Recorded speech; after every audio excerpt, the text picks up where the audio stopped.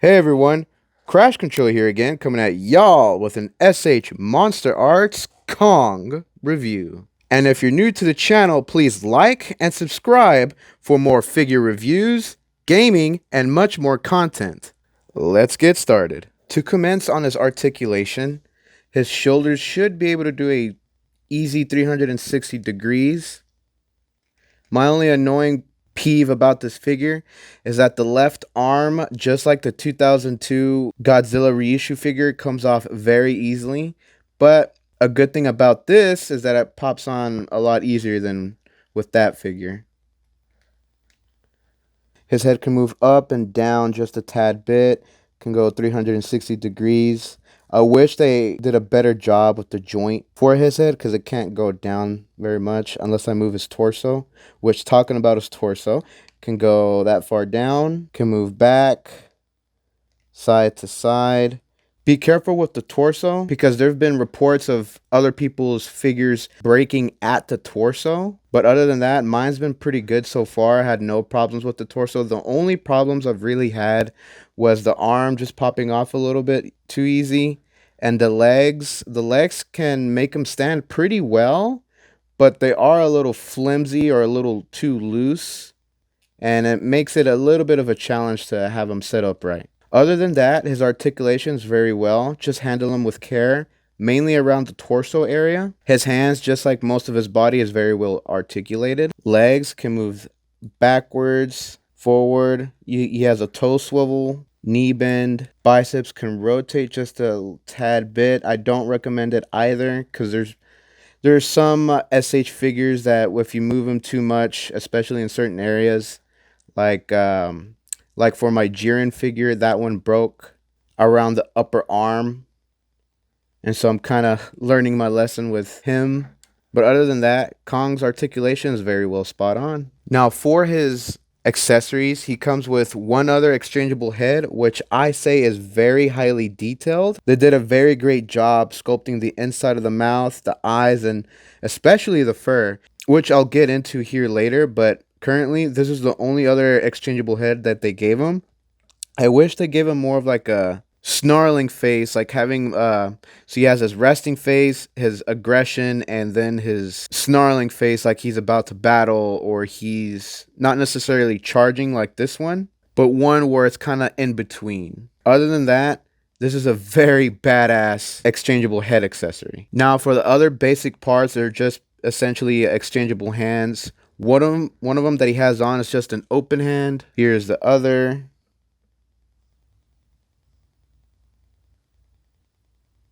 Two fists, two open gripped hands, gorilla grip hands for his battle axe, then one other knuckle walking hand.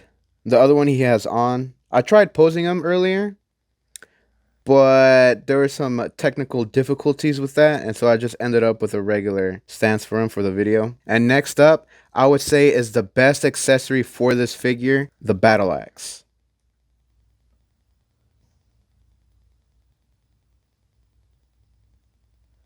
My only problem with this battle axe is I wish they gave him some weight to it, because just feeling this or just lifting it up feels way too light or doesn't have enough heft to it, which I wish they did give it some heft, but it's still good how it is. Now for the sculpt of this figure or the detail, I'd say they did a really great job. When I pre-ordered this guy, I wasn't expecting the fur to be this good.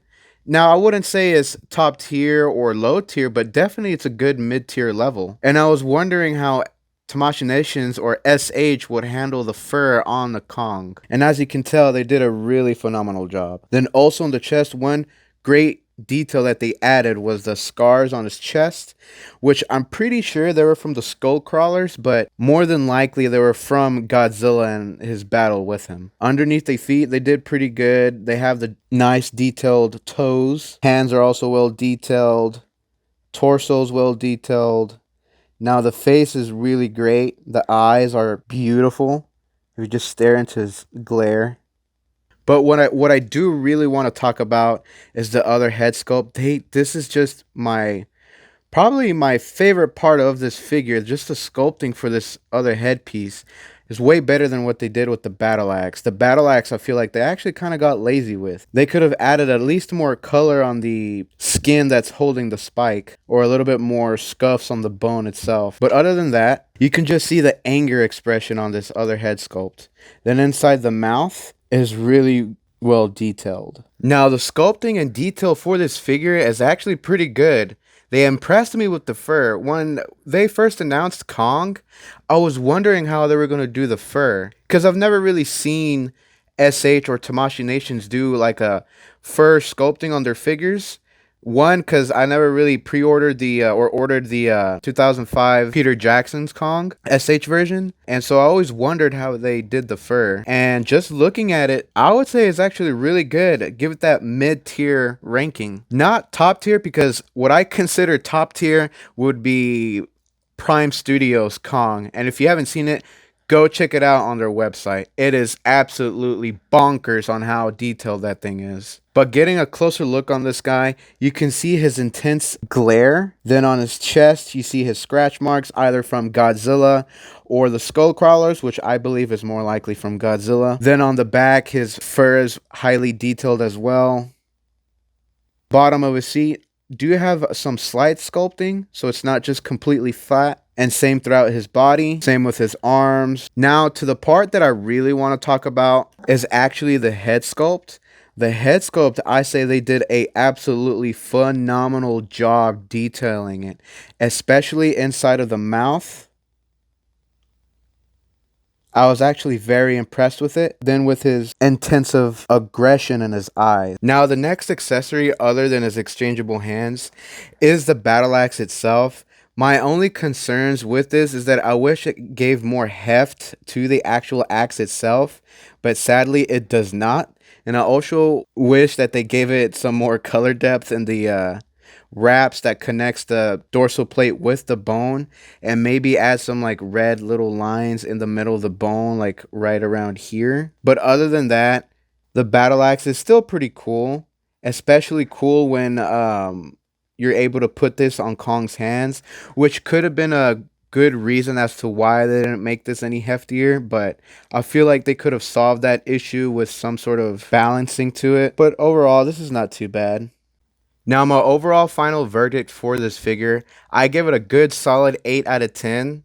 My only concerns is that they could have done better with the joints inside of the torso, because some people have reported that their torsos have been snapping off or being broken. Another one I would say is the addition of another head sculpt would have been very great to balance out, or not balance out, but to include that middleman of facial expressions, from a basic to straight aggression, from a resting bitch face to a bitch face. They could have at least added a middleman to that. And my final one, I was just say to make the battle axe a bit more heftier, or add some extra oomph to its axe. But overall, it's still a pretty good figure if you're a avid Kong fan, Kaiju fan, or if you just like the figures in general. But anyways, guys, please gorilla grip that like button and subscribe for more content.